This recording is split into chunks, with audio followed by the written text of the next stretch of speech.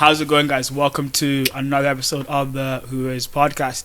Today we have Kieon. How are you, man? I'm doing amazing, bro. Amazing. So, tell us a bit about yourself. Who is Kieon? What does he do? Yeah, so my name's Kieon Marshal. I'm 21, originally from South Africa.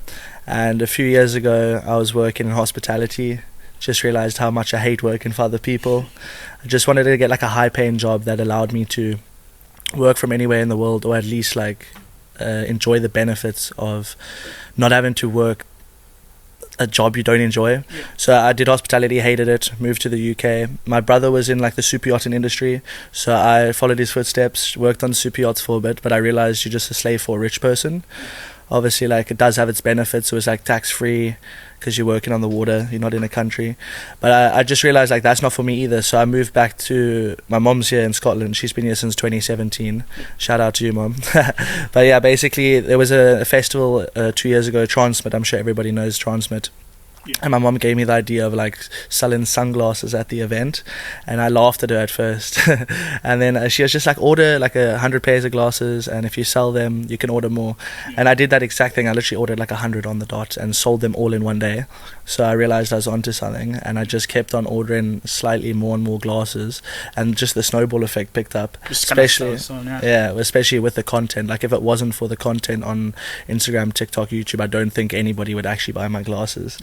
At first it was tough. Obviously if I'm at an event selling glasses, I can sell hundreds in a matter of hours, but obviously in the streets, if there's nothing going on, like on a Tuesday, if I have to walk up and down the streets, in the beginning I'd make like £40 in a few hours. Now obviously, because I know what I'm saying, people know my face, I'm able to make like a few £100. But yeah, I just travel the world by selling sunglasses, which is crazy to say because 2 years ago I was in South Africa earning £1 an hour. That's the minimum wage out there. I don't know how people are meant to live off of that.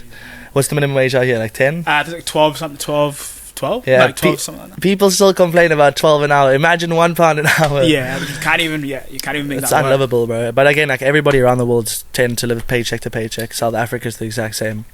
But yeah, now I'm just trying to travel. My dreams were to travel the world. Obviously, I'm fairly well traveled now. I've been to like Monaco, Magaluf, Barcelona, Ibiza, Amsterdam, all through selling sunglasses, which I'm so blessed. And it's so nice because I just have to, like, I determine how many glasses I'm going to sell in a day. Because I can only go, like, if I say I'm going to sell 100 pairs, I can choose, like, okay, to be fair, depending on the day, like, I think on a Tuesday I can sell like 20 pairs in 2 hours, 3 hours. But obviously I just hired my best mate because I was getting so bored of doing this alone. Walking the streets up and down alone is so boring. Yeah, like 8 hours at a time, for example. No, exactly. So now I just brought on my best mate. He was going to study international business actually in Amsterdam, and I was like, bro, fuck that. And he was working 3 jobs at nightclubs, so working like back to back jobs while wanting to study. So I was like, screw that, bro. I'll pay you the exact same amount. Just come work for me a few hours a day. And I was just blessed, bro. Like, so lucky. I've always wanted to live with a mate, chase our dreams together. And just kind of shoot the shit. Yeah, that's just me, bro. Just trying to. Now all I'm trying to do, I'm well traveled now, but now my dreams have changed. I just want to inspire other people to chase their dreams and help others realize that it's actually not as difficult as it seems. Obviously, starting a business isn't easy, but chasing your dreams. Like, I always tell people, like, chase your dreams like your life depends on it, because technically it does. And when they do that, they realize, okay, anything's capable. Anything's possible, bro. We'll start from the top a little bit, kind of rewind a bit. So, you said obviously you moved to Scotland. What kind of inspired that move? Obviously you said you were working with the super yacht stuff, but how come Scotland was the place that you kind of fell back to instead of maybe supposedly going back to South Africa, for example? Yeah, well, again, I think it was just more like opportunity, to be fair. I knew if I went anywhere in the UK, I'd be earning literally 10 times more than I would in South Africa. Because, imagine working 12 hours shift in South Africa and then walking home with £12. Like, you spend the same in 1 hour here. Yeah, no, exactly. So I think that I just wanted to be somewhere in the UK for opportunity-wise. Like, I had a brother and sister that are in south of England, but my mom has been in Scotland since 2017. And my dream since I've been little has been to buy my mom a big house, retire my mom, buy her a car. So I guess I just moved here to build a foundation and help me remember what I'm doing this for. It's for my mom. So yeah, that's why I moved to Scotland specifically. That's cool. So would you say you're a very family oriented person in that sense? Like, 'cause I guess to give up your life in South Africa, even if, let's say, things had maybe gone a certain way, that's quite a big commitment. Obviously, it's not like you can't just fly to South Africa whenever you want to. Like, no, exactly, 100%. I'm so family orientated. I love my family. Like, I'm the youngest as well, so I got an older brother and sister. Dad's not in the picture at the moment, but that's big chilling. My family and I've been close since I was little. Yeah. So yeah, always got to stick with my family. Like I was always saying, like I want to travel the world, but I always want to live. Like my home base has to be somewhere close to the family. Fair. Which that's hopefully good. Is not always England, because this country is so rainy. So like I don't know how it's so hard to enjoy living in the UK. Ish, we'll get onto that a bit later. That seems to be a theme. But so yeah, cool. So you started off selling glasses at Transmit. So that was kind of, I guess, the first point where you were like, okay, like I can maybe turn this into a business, because you're making a few £100, let's say, for example, on that day. So what were the next steps after I say, okay, Transmit is now done? Was it the content side of things that you started to be okay, like, do I mix the two, or did you do other stuff before you got to the content side of it? Yeah, so to be fair, I was like, my mom was like, okay, like you might be onto something here. Yeah. So continue doing that. But she was also like, she wasn't too sure like how consistent it would be, yeah, and if it was even potentially gonna replace a 9-to-5 job. Yeah. So I was still working in like Tesco on Victoria Road, big ups. There was a right by Queen's Park. I was working at that Tesco, and then I started doing the content as well as selling the glasses, which again, like if more people have seen my face, they're more inclined to buy my glasses. Yeah. So I started a TikTok account right after Transmit. Yeah. Started selling glasses. My most viewed video is like around 50,000 views, which seems like a lot when you've just started an account, but in the grand scheme of things, any creator knows like 50k is not that much. It's something, but it's not much. But yeah, so I started doing that, and then funny enough, I went on holiday to Magaluf and my phone broke, and I lost that TikTok account. So I was so tough. Like I was like, oh, I have to start from scratch, which actually ended up being a blessing in disguise, because the new TikTok account I started, within like 2 months I was already getting hundreds of thousands of views. Right. Okay. So that was like my sign. I was like, okay, I'm onto something. Like just double down. Just start uploading videos every single day. I should still be uploading 3 a day, but I'm like struggling to upload 2 a day.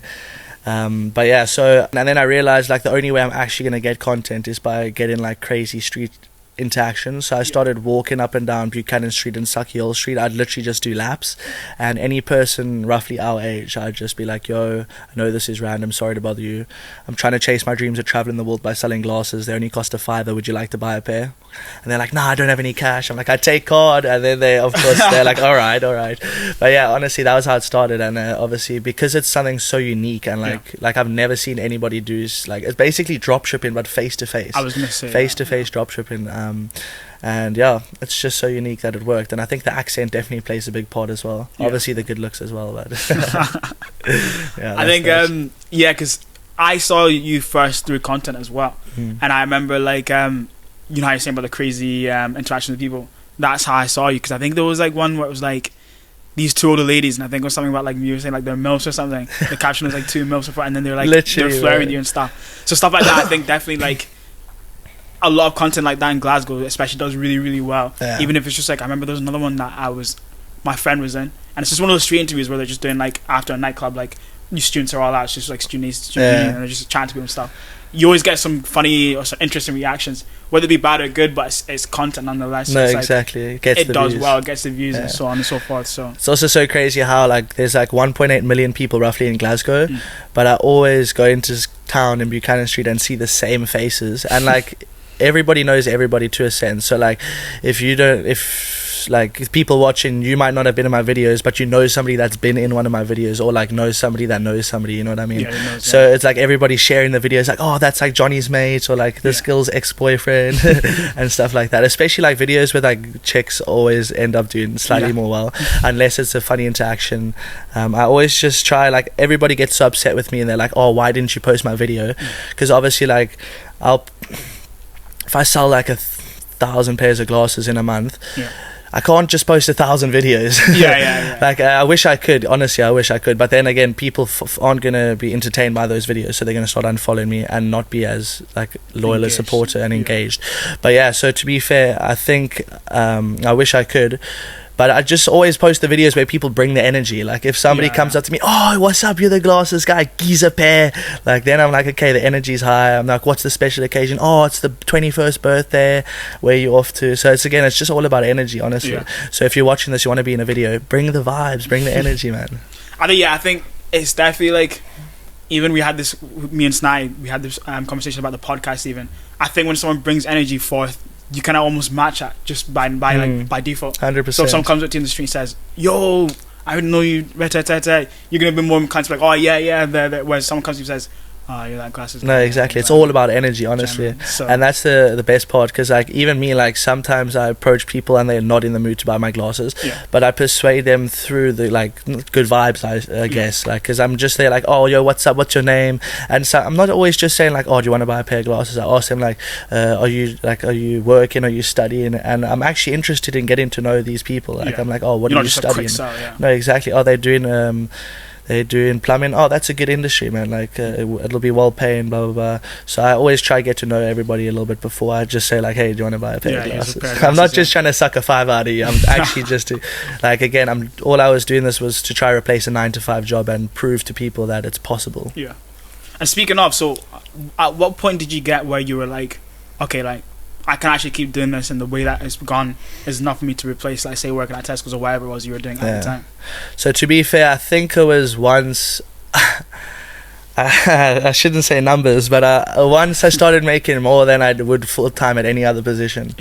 That was the clicking point, and I still never quit my job at Tesco at that point, just because I was working part time at Tesco. If I can make an extra 1,200 on top of what I'm already making, and this was considered my side hustle. Now I'm making more than a regular job, but so it was probably around then. And then I realized, I can start spoiling my family and like not having to worry about like prices of things.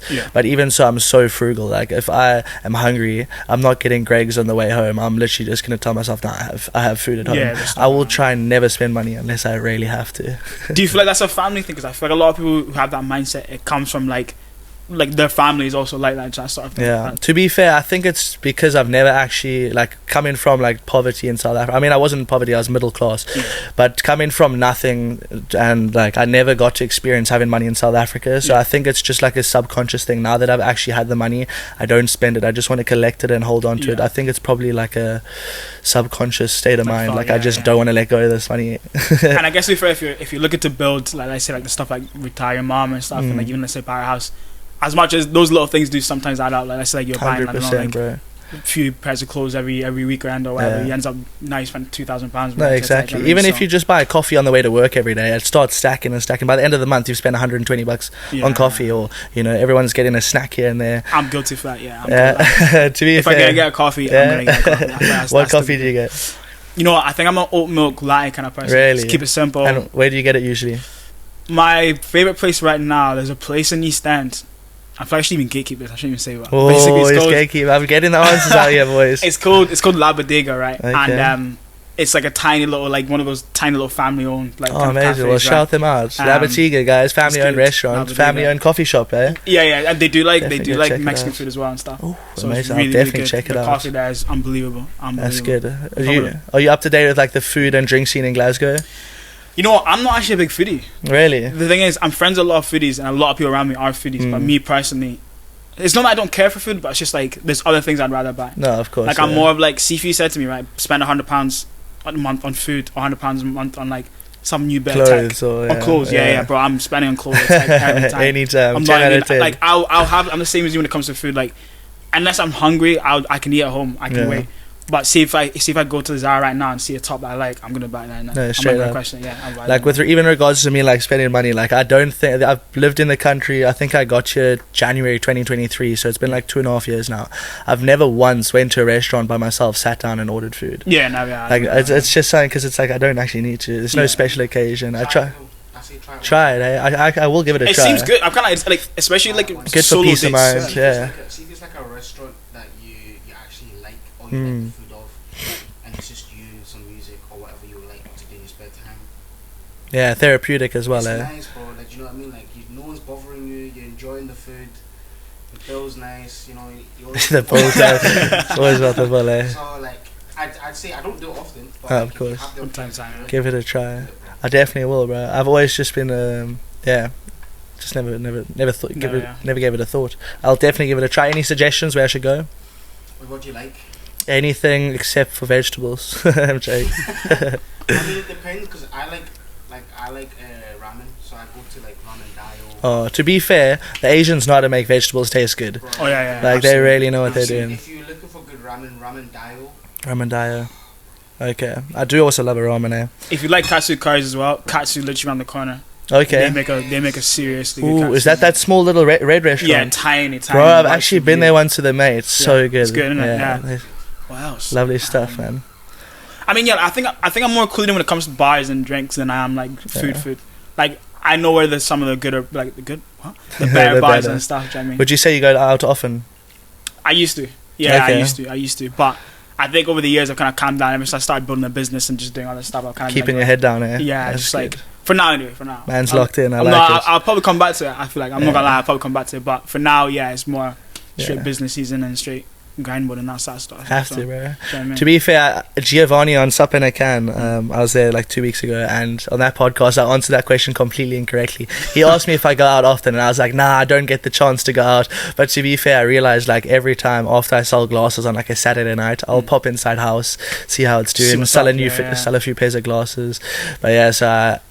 You guys might have caught me out because all my fans, like I've seen you everywhere, and I do go out fairly often, to be fair. Yeah. But like I don't, I'll always go out after work. I'm not gonna like replace a Saturday of work with let me just go get drunk with some mates.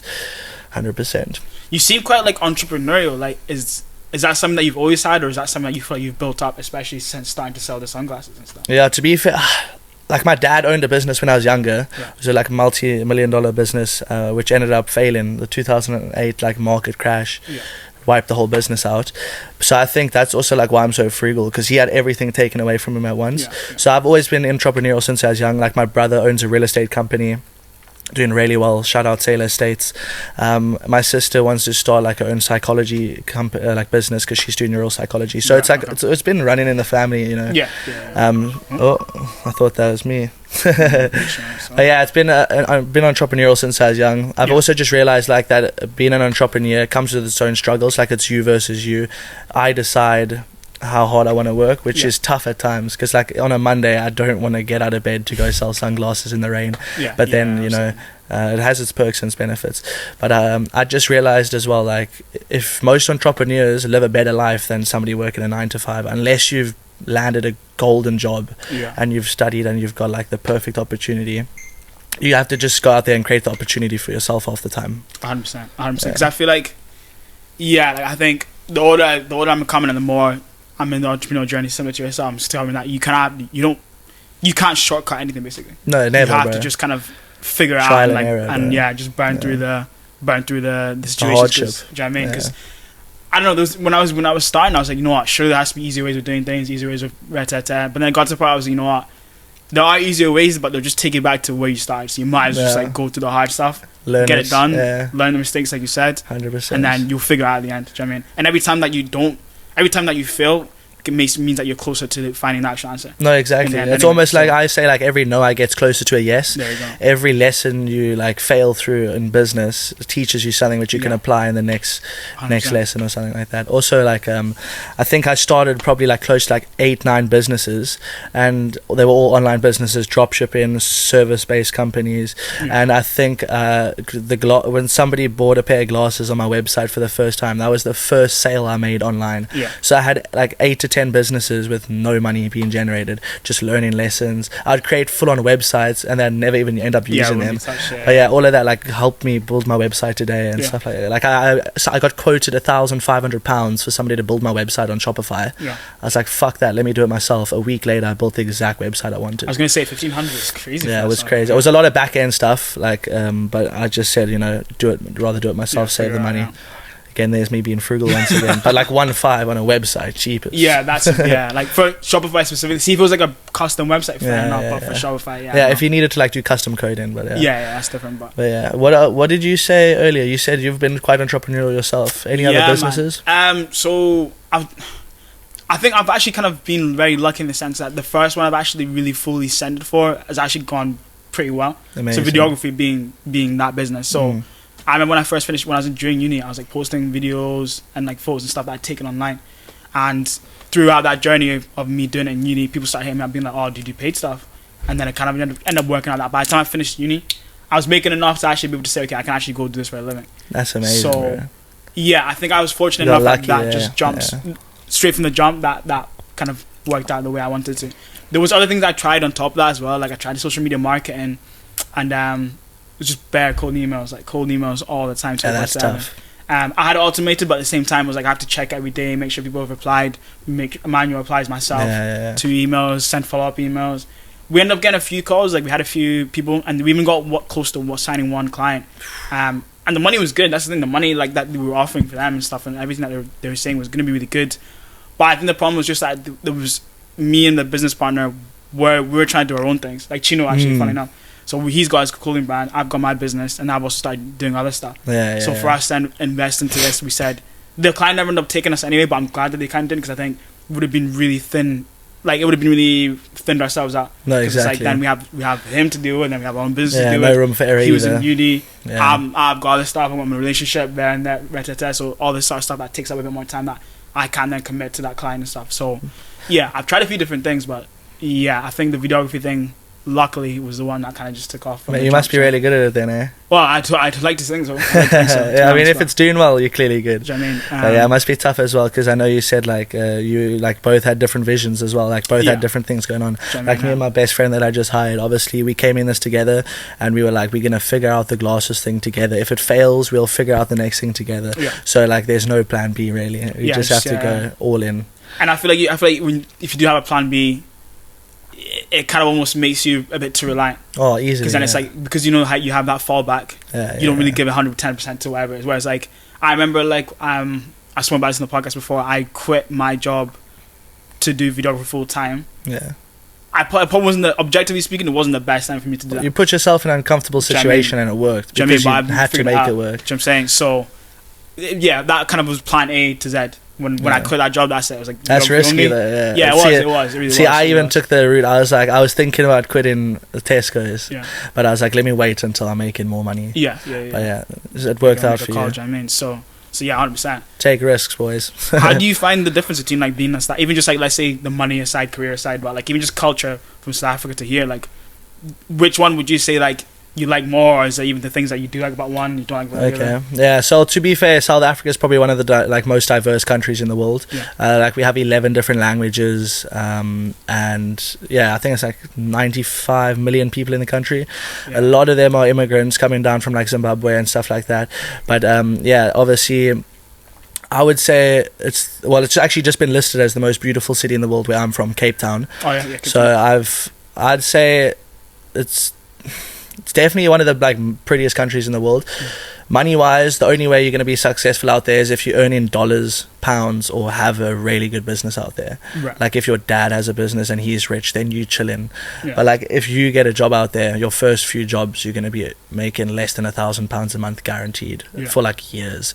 So it's really tough. But like the cultures there are amazing, the food is unreal, and obviously like 11 different languages, you have so much different culture from like various parts of Africa, and it's just got its own twist to it. Like I encourage everyone to go to South Africa. Also, like if you went there with £1,000, you'd have the best month of your life. People say that, yeah. Obviously the flights are probably the most expensive part. But yeah, and then what else did you say? Like the beaches are unreal. There's no beaches out here that I can say are good. Not a single one. The only thing I'd give like props to like the UK is like the architecture. When I moved even just to Glasgow for the first time ever, I felt like I was in a different planet. I was looking around at these buildings. Feels just alien, do you know what I mean? No, literally, especially coming from such a different place. But the weather has been something I had to like try adjust to, because obviously in South Africa the average temperature is probably like 25 to 30 degrees every day. Even throughout winter it's still warm. We actually get most of our rain in summer. So me moving here was like, for the first year I was like, even in summer I was wearing like 2 pairs of pants just to try stay warm, otherwise I'd be shivering. And I worked like a few I worked for a children's charity, so I'd have to do street sales. That was probably where I learned how to talk to people to start my own glasses business. But yeah, I was having to like walk up and down the streets trying to get people to sign up to a children's charity, and I was just like, do you have a $5 to help these kids? And they were like, shit, bro. Okay, like, $5 to help yourself. No, literally, bro. I still remember one of the like ladies gave gave me her gloves. She was like, Honestly, keep yeah. these. Yeah. So again, it's also crazy because I realize how the people in Glasgow are all a bit rough around the edges. But like I was saying even on the other podcast that it makes them so much like, I don't know, it builds them into such nice people. Yeah, it's yeah. always the ones Those with the characters. least that are the most giving and stuff like 100%. that. I just love Glasgow. I've had some close calls, but no bad experiences in Glasgow. Other than I've seen some messed up things in the streets, like Yeah, yeah. guys pushing over old ladies and Yeah, like just sad. silly things. It's just so sad to see how the like the youngsters just have no respect for the elders, like just the elders in general, bro. People need to learn respect nowadays. Yeah, yeah. So especially in Glasgow, bro. Like I think people just think they're cool if they disrespect people nowadays, and that's not on, bro. Yeah, I think UK wide, I think that's very much quite a prevalent thing. Yeah. Like I think like, especially younger people, like it's just kind of like they do what they want. Yeah, and they just don't care listen about to anybody do you know else. what I mean? So- I always encourage people to like spread kindness and like do good things. Even like I always like do a good deed, even if nobody is gonna know. Like help somebody. I always try. Yeah, I don't know. doesn't it's- cost you anything. Exactly. Yeah, it doesn't cost you anything to be nice. And it's always so weird to see like how people are always in a bad mood, and they take it out on other people. It's like fuck's sakes, bro. Yeah. It's probably it takes more energy to be a dick than it does to just be a nice guy. Just move on. Yeah, yeah. Just move on. Yeah. So you said you'd wanna stay around family. Mm. Do you feel like Scotland for the next while anyway is that place for you? To be For you fair, to build that spot? it's a tough one because I'll be honest. Most people in Glasgow already have my glasses, so I'm gonna have to start going. Like I'm on Buchanan Street almost all the time, so I Yeah. need to switch up now. We're going to the West End a lot, Yeah. Edinburgh. We're gonna start going to like just different towns or cities outside of Glasgow, just because I'm running out of people to sell glasses to out here. So shout out to all of you that have bought my glasses. If you don't have a pair, website in bio, baby. You know what to do. But yeah, what was that? So to be fair, I would like to do like a UK tour. Okay. So I think next year we're gonna look into it, obviously, because like it's very seasonal, you know. Yeah. So we need to try create a trip of all the biggest festivals in the UK. Okay. So we want to do like Creamfields, Teletech, Emerge, and go all over the UK and Ireland. Just everywhere. Yeah. Well, obviously, we need to make sure it aligns timing wise and like whatever the route is, and then again we'll see new faces, and it'll be different type of content for the viewers as well, because Yeah. they've always been seeing me on Buchanan Street, so I want to do something different. And at each event, you know, obviously then I can promote brands and the festivals themselves. Yeah, Stuff you can like that. PR stuff on the Yeah, of back end as course. well. Do you know what I mean? Obviously, because most of my viewers go to like raves and party, and it's all nightlife. All my viewers go to nightlife events and stuff like that. So I'd like to start also working with brands and like promoting events. Like if I'm going to Teletech, might as well start promoting Teletech. Yeah, yeah. Do you know what I mean? If they say 100%. right, okay, we can work out something between the two of us. Yeah, Let's go from exactly. there, do you know what I mean? So- And then I can do that with like all 50 events throughout the year. yeah, yeah, yeah. Yeah. But I'm trying to think. To be fair, because I want to get into property long term, England, definitely somewhere in England, somewhere nice. It needs to be somewhere vibey. Like I don't want to just live in like a dead city where there's nothing going on. Like I know Brighton's a fairly like vibey, Yeah, a lot of lively. culture, a lot of university students. So something like that, but just different. Yeah. Because my brother started a real estate company, it's doing really well, and he taught me something saying like the property industry creates the most millionaires every year. Yeah. So as soon as I heard that, I was like, okay, I'm getting into property. Good enough, yeah. So I don't know where in England, but somewhere in England, just closer to my brother and sister. My mom's obviously going to move down to England as well at that point, but I definitely wouldn't want to live there for the rest of my life. I'll have a few houses in England and then bounce off to Spain and like all these other places. You said you've been to some of those like if it would be Spain, Ibiza and stuff. Like you said you've been with the sunglasses and stuff. Like what was that like? Like was it branded trips or was it like you just went there on your own back and sold glasses out there? Yeah, as so well? it's been different every time, to be fair. Like I'll explain a few situations. So like I went to Ibiza a few months ago this year, and it was the only reason I went there is because Brandon, who was on your podcast, Mr. Brandon Nobre, the Red Bull sponsored DJ, Shout he out. had his Ibiza debut, and I'd only known him for like a few weeks at that point. And again, this just goes to show how he took me under his wing. He was like, bro, I love what you do,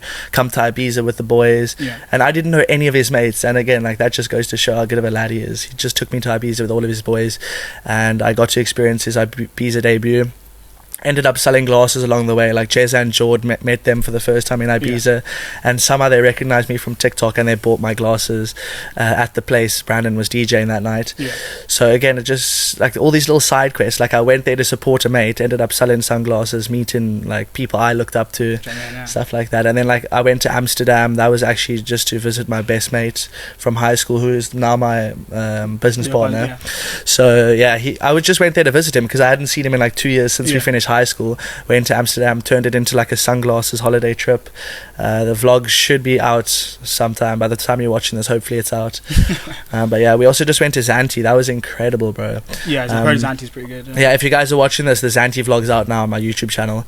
Give that a watch. It was some crazy content, bro. We were only there for a week, and just the amount of crazy things capsulated in that 1 week vlog. It's only like 13 minutes, but like just pure action and entertainment. But yeah, we like got recognized so much out there in Zante. I got recognized more in Zante than any other country I've been to, obviously other than Glasgow. But that just goes to show, like I was getting recognized by like people from Manchester. I still walked up to this one rep. I was like, "What's the drinks deal tonight?" And he's like, "Well, oh wait, I know who you are." He's like, "You're the fucking glasses guy." I'm like, "What? Where are you from and how do you know me, bro?" Just goes to show like the reach I have. And I honestly only thought like people from Glasgow knew who I was. It's interesting how that works. Like I think even for myself, like I was making a lot of content on the videography page like last year, like a lot of content. And then even recently start making some more content with like the DJ stuff and a few other things as well. And like people come to you and they're like, "Oh, I know about you," and you're thinking, how? Like, and the thing is, it's not even 100%. Like they sometimes they just don't know of your name, but sometimes they're like, "Oh yeah, like you made that video and this and that, video and this," and you're thinking, "What the hell?" Like crazy. I've never even met you, but it's cool though. Like, do you know what I mean? Like, no, it's amazing, bro. Because again, like it's also like it's all about like the message, because they see me and then they're like, "Oh, like how are you doing?" And they're not just like they're interested in like how the journey is going, you know what I mean? And similar with you, they see your DJ content and then they're gonna want to follow it as well, you know, how's the DJing going, stuff like that. They're in tune. Even like if we drop something tomorrow and they're genuinely curious, they'll see it and they'll ask us next time they see us, "Oh, like I saw you did the thing, how was that?" and stuff. You know what I mean? So it's good, man. It's good. Where's it been like your biggest place you've DJ'd? Obviously, because you said, is this your like first like public event? Yeah. So we're actually in here. Funny enough, downstairs was our actual first show ever. So first debut, basically to kind of bring it back a bit, we taught ourselves how to DJ and we documented the whole process and posted content about it. Sick. Start of like May, June time. Yeah. So ever since then, we said okay, well, let's give ourselves a goal, because if we don't give ourselves a goal, we have nothing inside to work towards. So we could just say we're going to DJ tomorrow. That's and a good point. Time DJ again, and it's like, right, that's been enough. So we set ourselves a goal, which was to play in front of 50 of our friends live. That way, we can't be shit. Well, we don't want to be shit. I mean, on the day, we come up, we do our thing, and people are like, "Nah, you guys were amazing." Sick, we do that again, and we're thinking, "Okay, well, let's do it again then." Exactly, right. Run it back again, with more people. That's what I'm saying. So then we said, okay. From then on, we said, okay, let's actually try and make this an event. Clearly, people enjoyed it so much the last time, and there's a lot of people, because it was invite only, a lot of people couldn't obviously be there because they weren't obviously in the invite list. But they said that like if we did it again, they'd definitely be there. Creates demand as well, doing that, man. That's smart. So then we said, cool, let's keep doing that. So the biggest place we'll perform will be Vodka. So sick, as of right now, that we're aiming to about 200 there, about like 150, 200 is kind of ideal, but to be fair, more people could turn up than that, because we're still kind of just like, do you know what I mean? There might be people just coming to Vodka for the night. They buy tickets at the door. Exactly. It happens all the time, yeah. Which is kind of crazy to think, because considering that even when we played that, the second we played that, it won't even been 6 months since we started. Wow. And yeah, we're already doing 200. That's fucking incredible. Do you know what I mean? So well done. It just goes to show that I just said, it's the same mentality about the stuff that we're talking about here. Like, if you see something that you want to try, just try, and you never know what could come from it. Do you know what I mean? It's also like there's no like, I like the fact you push yourself and said like, you gave yourself a due date and said like, let's try perform in front of 50 of our friends.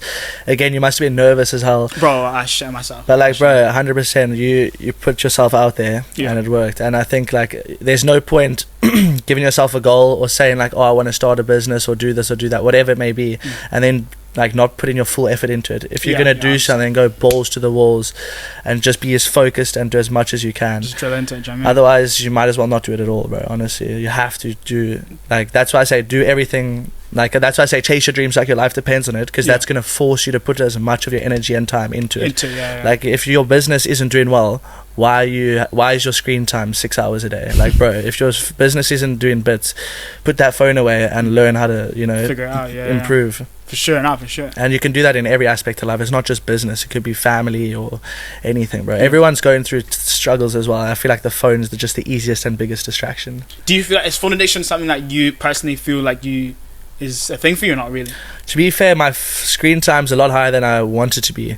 But I always told myself that, like, again, one of the reasons I started creating content was so that I could stop consuming content. And be more of a creator. Exactly. So I like nowadays I don't open TikTok to scroll through videos. I'll only open TikTok to upload my video, and then I close it and I'll open it 6 hours later just to reply to comments. To see what's up, and like, see how the video is doing.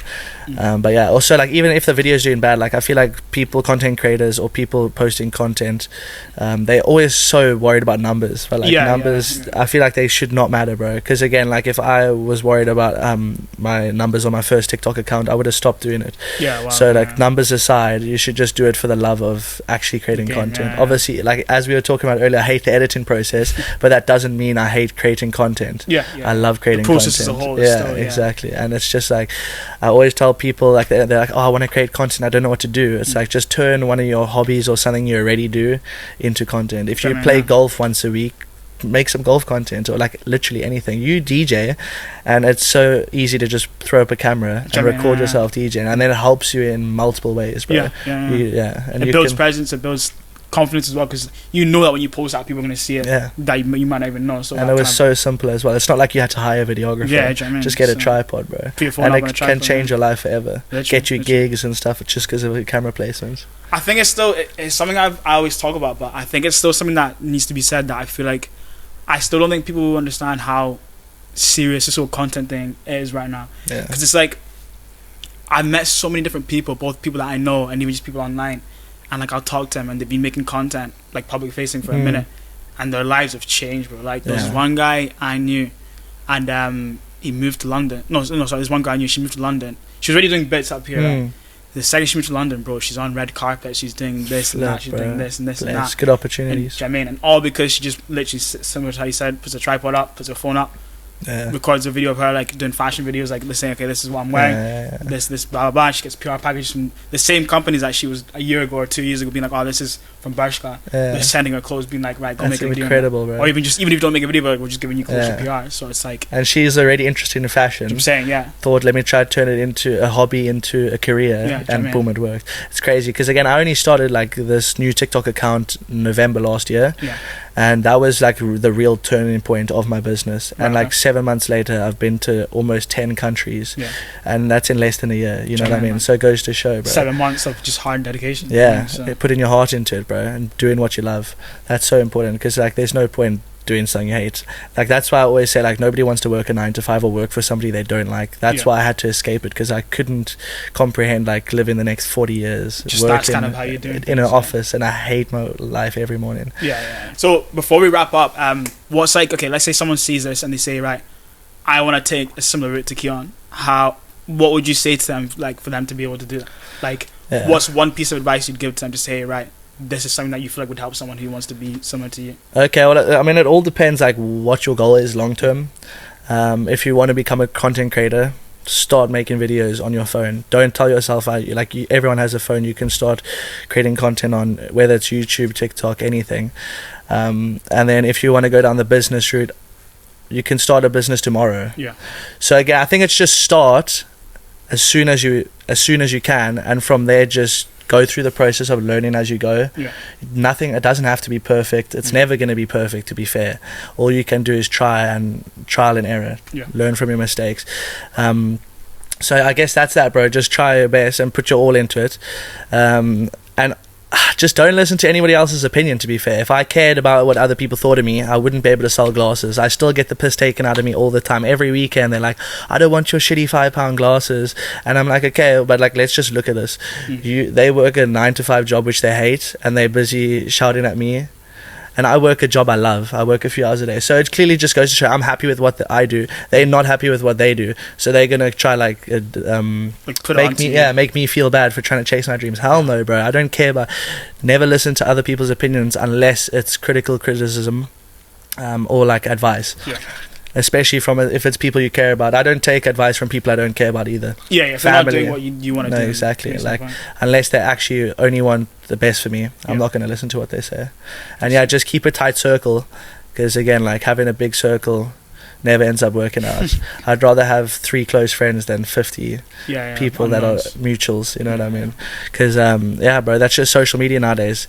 Everyone's encouraged to, you know, look cool and have as many friends as possible, but when it comes to like your birthday, who's actually the one pulling up? Or like with if you broke your leg tomorrow, who's even something as this, like when you start a business, how many of those 50 friends are actually going to support you? Yeah, 100%. That's tough, hey? Because especially you as well, like, you know a lot of people, and then like who actually comes to your gigs? Obviously, like, some people have reasons where they can't come, but it just goes to show it shows, it does show. Those are who your real supporters are. 100%. Sure. And I think on that note, we'll probably call it there. I think we've spoken about a lot of different things, but it's been good to have 100%. a conversation about everything. Just also want to give a shout out to everybody that's bought my glasses, to be fair. For sure. I've sold thousands of glasses here in Glasgow, and I just want to use this opportunity to thank all of you.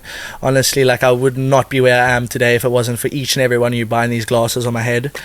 These are the black pair, the most popular. If you want a pair, they cost a $5. The website's so buy one, get one free, framestofreedom.com. And check out the YouTube content. There's going to be, I'll probably upload this podcast on my YouTube channel as well and clip it up. And yeah, boys, thank you for everything, and make sure to drop a like, comment and subscribe, because there's going to be some crazy content coming from both of us in the next few months. Sure. Zanti vlog is out. Zanti vlog's going to be out if they're watching this video. The vlog will be out 100%. So check it out. Easy. Right, well, guys, it's been good to have a conversation with you, man. Thank you so much, bro. Appreciate that. Good having you, and guys, we'll catch you on the next one.